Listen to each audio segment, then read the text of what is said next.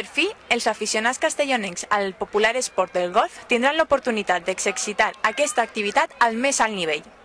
El president de la Generalitat Valenciana ha anunciat a Fitur, la fira de turisme que se celebra a Madrid, que el Club de Campo del Mediterráneo, situat a la localitat de Borriol, serà la seu de la comunitat valenciana Masters Castellón-Costazar.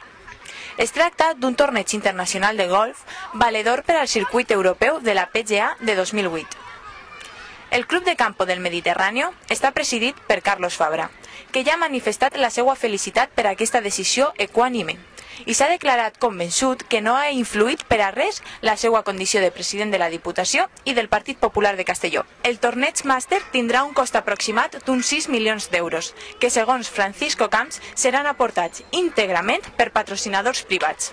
Amb això, se'ns furta una vegada més als contribuents valencians de l'enorme plaer de sufragar el nou esdeveniment que farà de la nostra terra la més pròspera i envejada del món. Claro como el agua. Continuarem informant.